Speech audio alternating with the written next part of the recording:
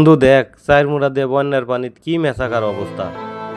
হরে বন্ধু, কি কমু দুঃখের কথা। ঘরের টুই পর্যন্ত পানি উঠছে। চায়ের মুড়া কোনো জায়গায় আর হুগনা মাটি নাই, সব পানির তলে তলে গেছে। হ বন্ধু, কালকে বলে করিম চাচার বউডও মরিয়া গেছে, মাটি দিব হে জায়গাও নাই। শেষে বুড়া বানা বলে নদীত বাসা দিছে। এর চেয়ে দুঃখের কাহিনী আর হয় রে বন্ধু। কবে যে আল্লাহ আমাগরে এই দূর অবস্থার থেকে বাইর করব, একমাত্র উপর আল্লাহ জানে। এই অবস্থার থেকে আমরা আর কোনোদিন বাইরে বের পারবো না রে বন্ধু। যে পর্যন্ত আমাগরে যে নেতা কর্মীরা যে দুর্নীতিগ্রস্ত, এরা যে পর্যন্ত না শুধরাইব এ পর্যন্ত আমাগরে কপালে এর চেয়ে ভালো আর হবো না।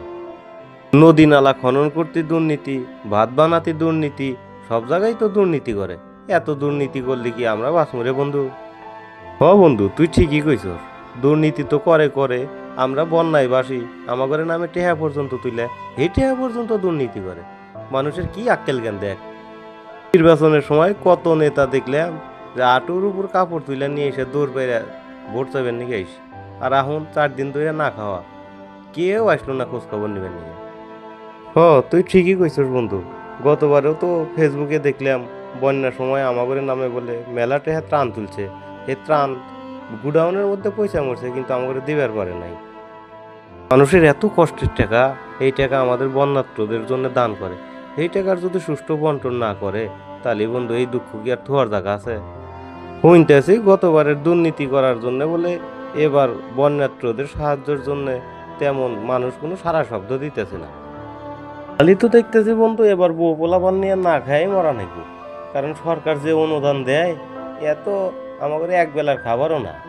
আর সাধারণ মানুষ যদি টাকা পয়সা না দেয়, কোনো ত্রাণ যদি না পাঠায়, তাহলে বন্ধু খাদ্যের অভাবে আমরা মরে যাবো। কি কমু দুঃখের কথা বন্ধু। আমাদের কর্মঠ শরীর আছে, আমরা চালিয়ে কাজ কাম করে আমরা দিন পাত চলাইবার পারি। কিন্তু এখন যে পরিস্থিতি বন্ধু, শরীরে শক্তি থাকলেও তো আর কোনো পেশা নাই।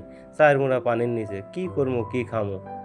সরকার যদি আমাদের দিকে আল্লাহ মুখ তুলে তাকাইলো নি, যদি নদী নালা খাল খনন করার যদি কোনো দুর্নীতি যদি না করবার দিল নি, যদি ঠিকঠাক মতো যদি বাঁধগুলা নির্মাণ করলো নি, নদী ভাঙ্গনে যদি আমাদের ঘর বাড়ি বিলীন না হইলো নি, তাহলে তো আর বন্ধু দেশবাসীর কাছে আমরা কোনো সাহায্য সহযোগিতা চাইলাম নি না।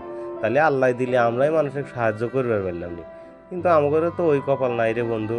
কি আর কমু, কি করবো বন্ধু, উপরওয়ালার কাছে বিচার দেওয়া ছাড়া আমাদের আর কোনো রাস্তা খোলা নাই। জাগরে গাফিলতির জন্য আজকে আমরা এই ভুক্তভোগী, তাগরে বিচার জানে আল্লাহই করে। তাগরে বিচার আর দুনিয়ার উপর হয় করে বন্ধু। তাগরে আল্লাহ পাতলা বাহানা হলি পরেই তারা সিঙ্গাপুর দৌড়ায় পাতলা বাহানার চিকিৎসা করার জন্য। আর আমাদের মতো গরিব মানুষ কত জটিল রোগে দেশেই বুইগা বুইগা মরা লাগে বিনা চিকিৎসায়। খালি আমাদের সাধারণ জনগণেরই, যারা রাজনীতি করে, তারা যখন বাইরে থাকে তখন ওই জনগণের মাথার উপর বসিয়া খায়। আবার দুর্নীতির দায়ে যখন ধরে নিয়ে যায়, তখন ওই জেলের মধ্যে তাও জনগণের ট্যাক্সের টাই তারা আরামে এসে খায়। আর যদি ধরা না পড়ে, আল্লাহর হস্তে যদি বাংলাদেশের বর্ডারটা যদি পার হইবার পারে, তাহলে তো আর কোনো কথাই নেই। যে টাকা পয়সা নিয়ে যায়, ওর পোলাপান তার পোলাপান নয় নাতকুর সব জীবন চলে যাবো, কিন্তু টেহা শেষ হবো না। আর ওই ঋণের বোঝা আমার কাঁধের উপর থাকে। ও বন্ধু, ঠিকই কইছস। মানুষ খালি এই ফেসবুক মিডিয়ায় এইগুলাই খালি ঘাটাঘাটি করে, কিন্তু বাংলাদেশের আইন আসলে এগারো কোনো বিচার করে না। ওই বিচার খালি আমাদের মতো গরিব সাধারণ মানুষেরই বিচার হয়। এছাড়া বড় লোকের কোনো বিচার নাই রে বন্ধু। বড় লোকের বিচার তৈল টেহার কাছে বেছে।